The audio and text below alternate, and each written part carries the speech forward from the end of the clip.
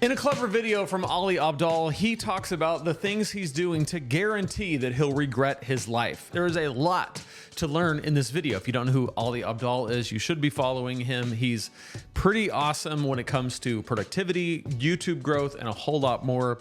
We're gonna watch this video together, and I'm gonna give you my thoughts on it. If you want to guarantee that you're absolutely gonna regret your life, you should absolutely prioritize work over everything else. You know, work and achievement and sort of climbing the ladder of corporate and career success is just the most important thing in life, right? Like, there's nothing more important than making sure you get that next rung on the ladder, than making sure you get your freaking million subscriber YouTube. See, this one's hard for me because I'm a family man, love my wife, love my kids, love my friends, love being social.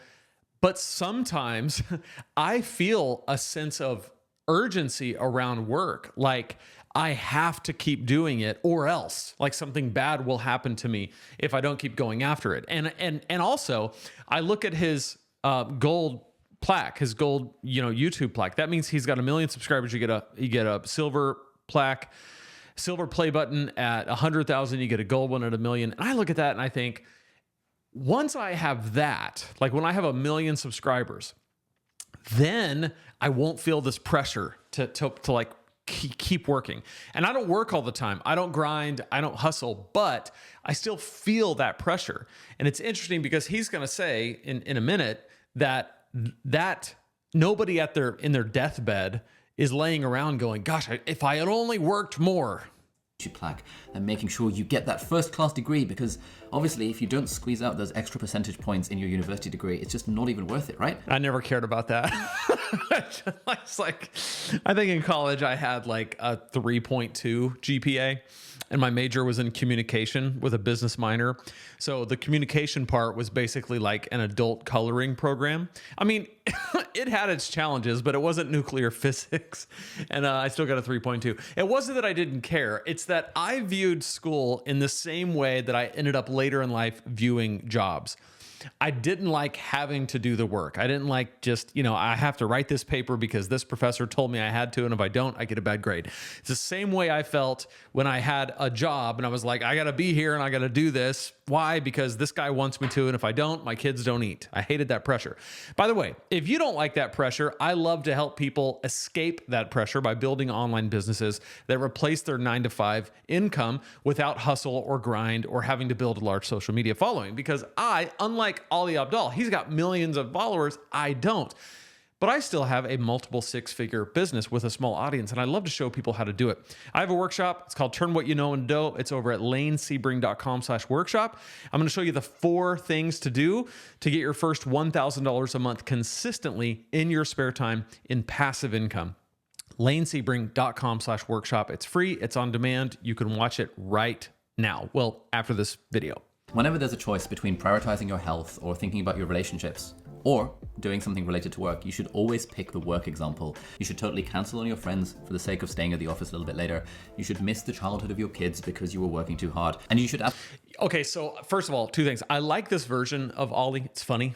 I like seeing him like this. He's usually very serious. He does like joke and have some dry humor, but this kind of satirical approach I like. One of the things he mentioned was had to do with your kids, letting your kids' childhood go by because you were so focused on work.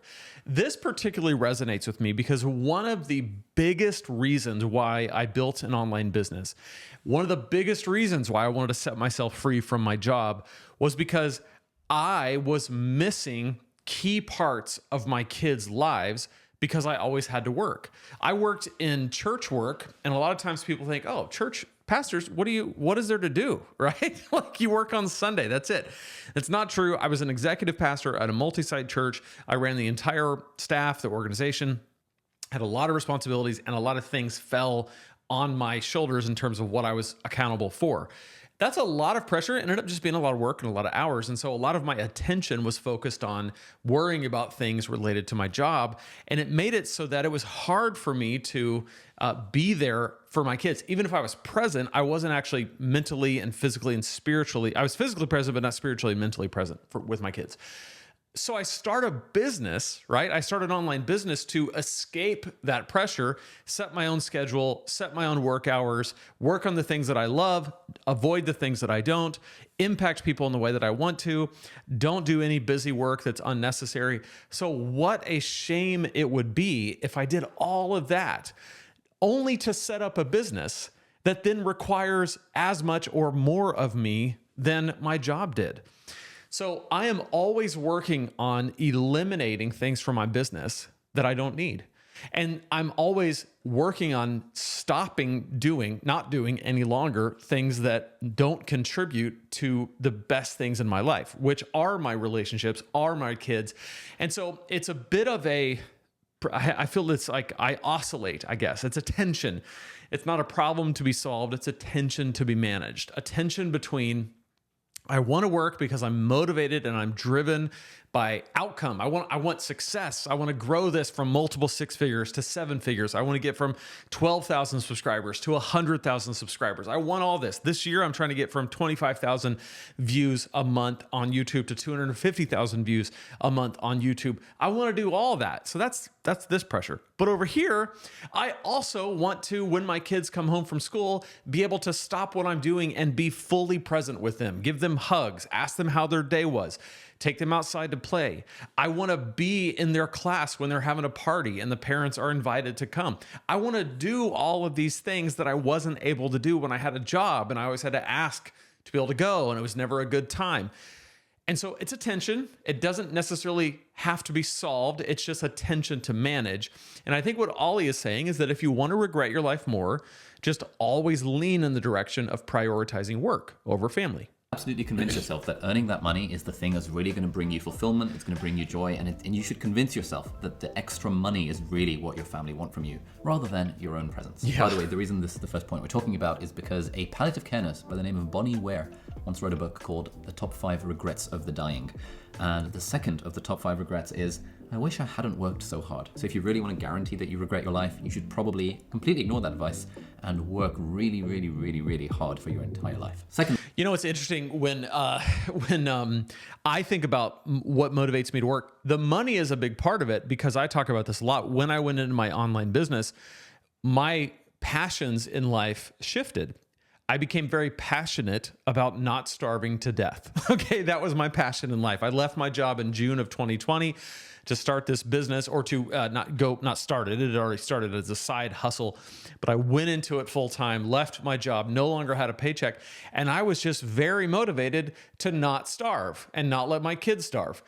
Well, now that I haven't starved and everything's great and I live at the beach now and everything's fine, I now have this feeling of like, I can't go backwards. I have to always keep growing. If I stop growing, then this could all go away and then my kids will starve, right? And so the thought that if I just have a little bit more income, then I'll have this sense of like, I'm now secure and I can relax. And I think it's wise to understand that if that's the feeling that you're chasing, it never happens. It does not come, and that's okay. You can't expect it. You have to train yourself to not expect that at some point in the future, everything's going to be okay. This is why the Apostle Paul in the New Testament says, I have learned the skill of being content no matter the circumstance. He says, I've had plenty and I've had lack, and whatever the circumstance, I have learned the skill of being content. It's a learned skill. And what's interesting is he says that right before one of the most famous verses in Scripture, Philippians 4:13, where he says, I can do all things through Christ who strengthens me. So he says, basically, I have had a little and I've had a lot and I'm good with anything because Christ gives me strength and I can do anything through him. And then everybody takes that verse and uses it as a sports, analogy. I can make this jump shot because I can do all things through Christ who strengthens me. That's fine, but that's not the original intent. The original intent had everything to do with this exact principle right here. You can work harder, but it's not going to make your life better. It may lead to regret. You got to learn to be content, and that's a learned skill that all of us are still trying to learn. If you want to completely guarantee that you regret your life, you should follow what other people expect of you. You should do exactly the thing that your parents really want of you. You should do exactly the thing that society thinks is good for you, and that would give you social status, and that would give you the approval of people that you know and also people that you don't know. You shouldn't try to do anything unconventional. You shouldn't even think of following your passions or, God forbid, taking a pay cut to do a job that you might enjoy more. The most important thing to make sure that you regret your life is to follow what others expect of you. You know, this is really good. I have struggled with this off and on during my whole life. And especially when I was a pastor, I really locked into what people thought of me, especially people at my church. And I really worked hard to gain and keep their approval. And what I found is that I didn't really know who I was at times, because I didn't know if I was truly being authentic to who I was and what I really thought about things, or if I was just examining what this other person wanted of me and trying to fill that role. It's probably why I never did that well having a boss and having a job, not because I wasn't a good worker. I was a good worker. I feel like I did a good job. I never lost a job. I always got promoted and got higher and higher positions. But my obsession with approval from especially people who had authority over me, like anybody who could like flip a switch and turn off my livelihood, I would just lock in and be like, whatever I got to do to make this person happy. And it set up this way of like living where it's like, I've got to get their approval. I think this is why I enjoy business so much, and especially online business, because it really has set me free. And I'm learning this more and more to just be who I authentically am. And if people like it, great. If they don't, great. But I've got to do that. And so do you. You have to be the person that you're supposed to be, the person who God designed you to be. And everybody's expectations of you have to come secondary to who you actually are and where your passions are. And I think he's giving, a lot of the B-rolls showed like him as a doctor. And if you know his story, he was a medical doctor. And then he started this YouTube channel, at first helping medical students. And then it began to grow to the point where he actually left practicing medicine to go full-time being Ali Abdaal, the YouTube star who talks about productivity and YouTube growth and things like that. Well, that may or may not have been the expectation for him from his parents or from his friends or whatever, but he still had to do that. And had he not, we wouldn't be talking about him. We probably wouldn't know who he was. And he's impacted me quite a bit in my life. So I am thankful that he went out and did what he was supposed to do. And I am trying to do the same. And I hope you can do the same as well. Again, in brackets, the top regret of the dying is, I wish I'd had the courage to live a life true to myself, not the life others expected of me.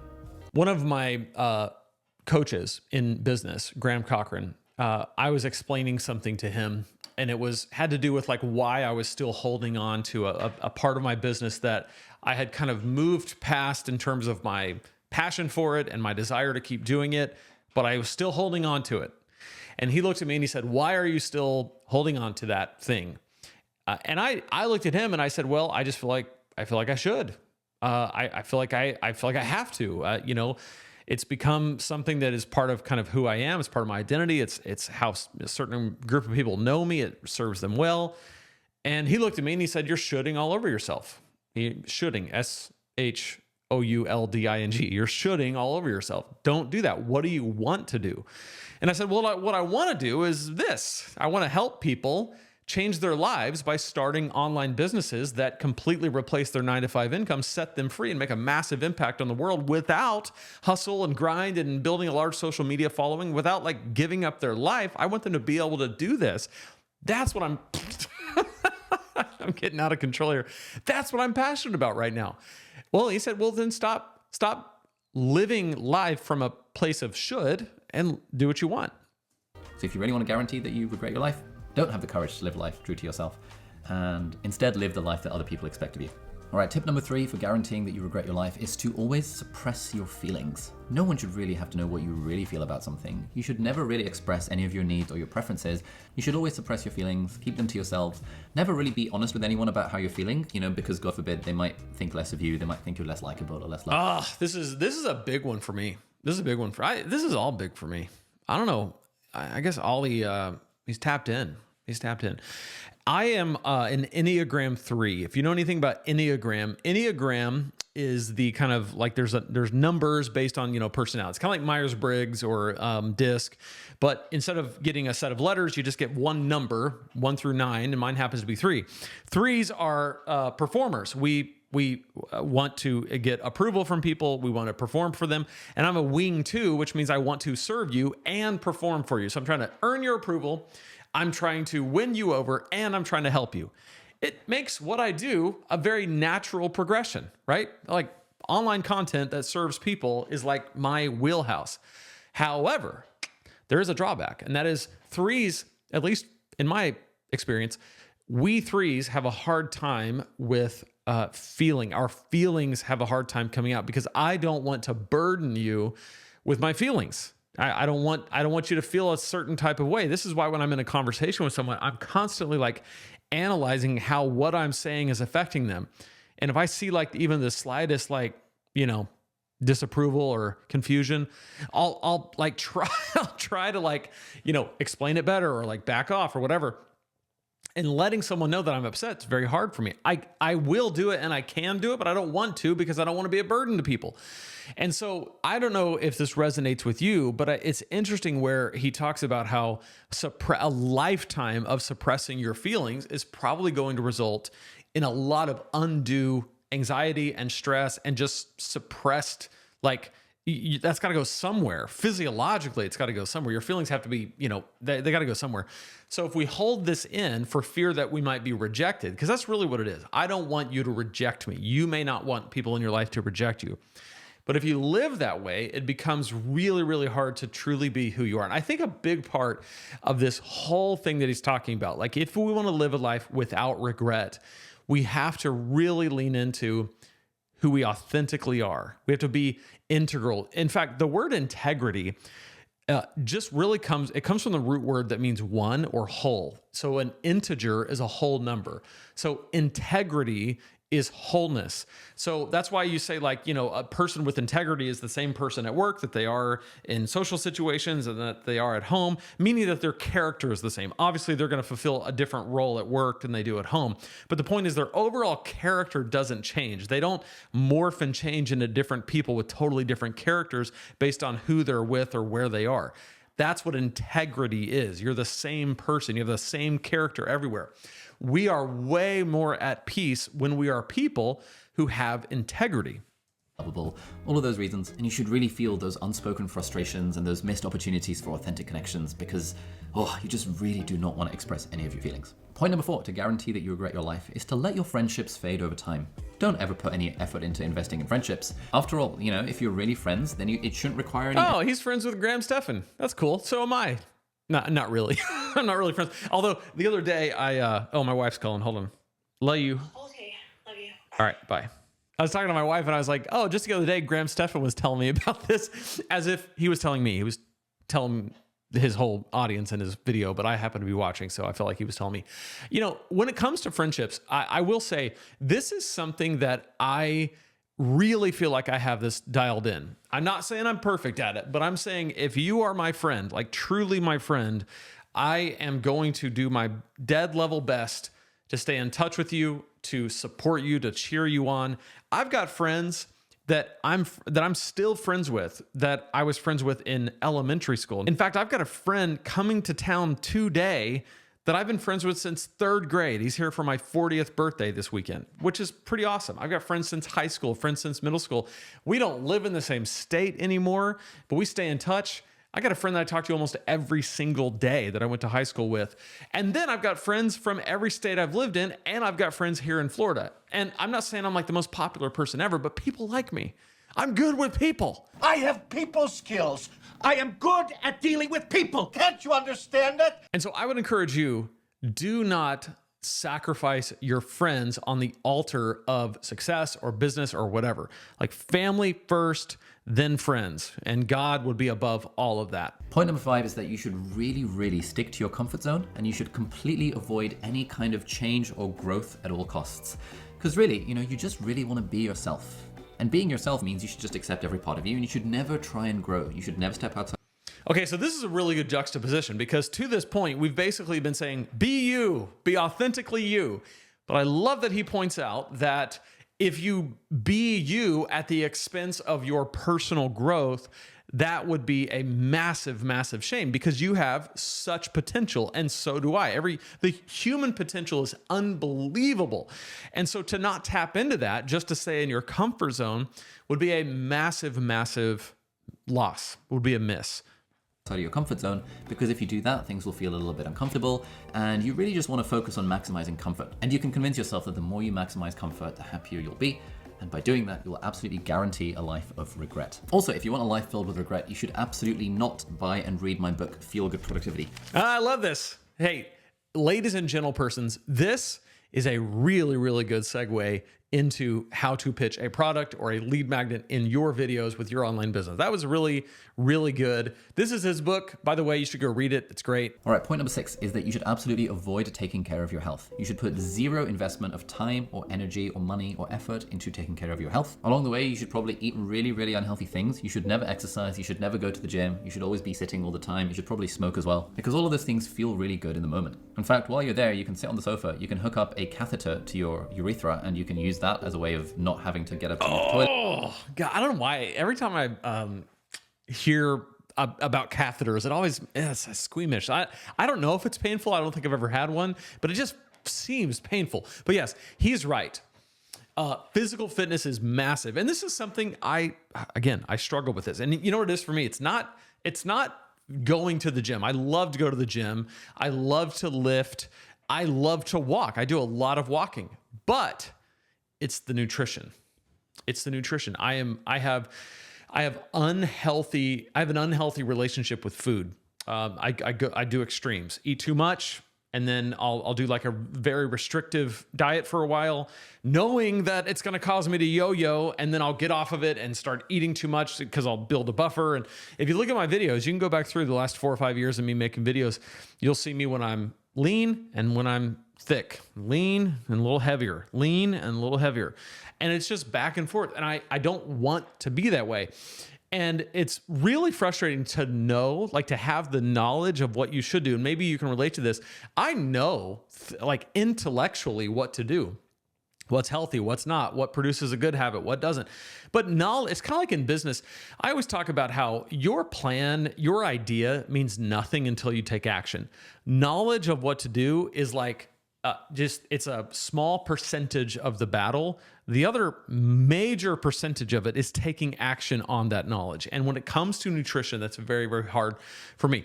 I obviously can do more with physical fitness in terms of just like I could lift more weights, I could do more cardio. All that stuff is there. I'm just saying it's not a struggle. I love going to the gym. I love working hard. Nutrition is hard. I'm curious what's hard for you. Let me know in the comments.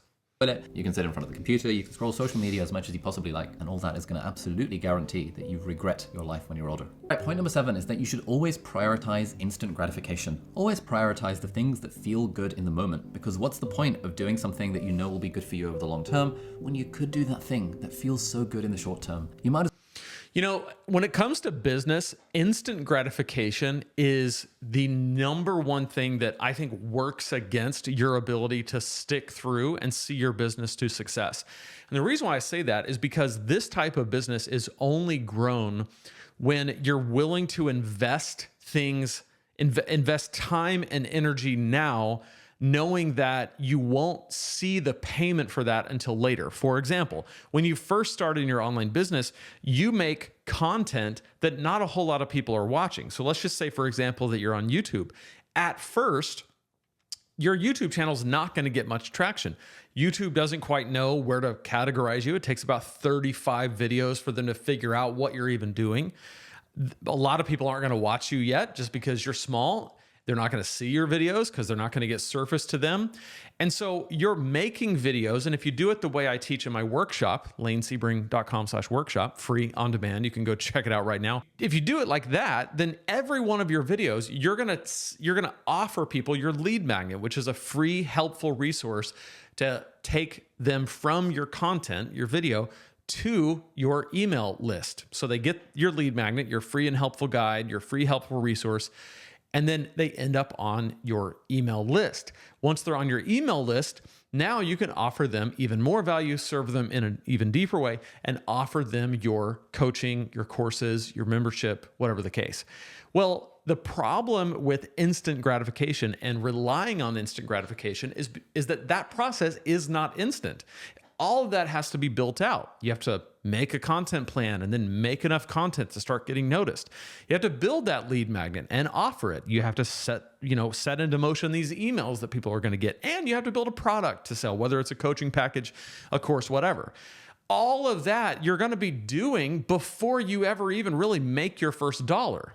Now, there's ways to make money sooner, like to offer coaching right away. This is something I talk about in my course, 6-Figure Fast Lane. I give you a path on how to do it. But the point is, even if you offer coaching, doesn't mean you're going to get a client right away. But here's the thing that I think makes this type of business so sweet is because, yes, there is a delay in the gratification, but once these things kind of lock into gear, once they snap together, and your channel starts, your content, whether it's a YouTube channel or something else, starts to get traction. And then you start to see more people taking you up on your lead magnet and ending up on your email list and then going through your funnel and buying your products. And then this becomes like this flywheel of just amazingness that ends up putting money in your pocket and serving people and growing your business and setting you free. That's an amazing thing. That's pretty stinking cool. And that's what I help you do in the workshop, lanesebring.com/workshop. Turn what you know into dough. Hope you enjoyed the video. Check out this video if you want to see how to make sure you don't regret the way you build your business. Build it right from the start, and I'll show you how in this video.